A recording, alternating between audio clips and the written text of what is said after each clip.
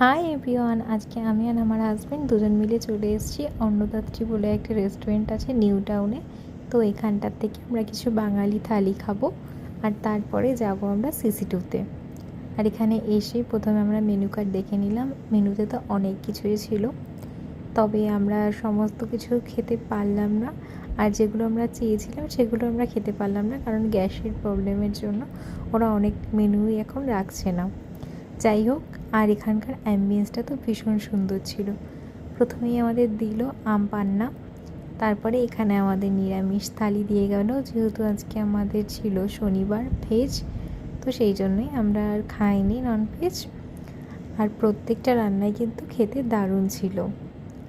খাওয়া দাওয়াগুলো তো বেশ ভালো ছিল। প্রথমেই খেলাম আমরা কচু বাটা, আর তারপরে ছিল এখানে ডাল, তার সঙ্গে ছিল বেগুন বাহার, আর একটা বড়াও ছিল, এটা সম্ভবত বাঁধাকপির বড়া ছিল। তার সঙ্গে ছিল ছানার কোপ্তা। খাওয়া দাওয়া কমপ্লিট করে আমরা আবারও চারপাশটা একটু দেখলাম, আর এখানে শুনলাম যে মূর্তি বানানো হয়। আর তারপরে আমরা আরও কিছুক্ষণ এখানে দাঁড়িয়ে একটু ফটো তুলে নিলাম। তারপরে আমরা বেরিয়ে পড়লাম সিসি2 যাওয়ার জন্য।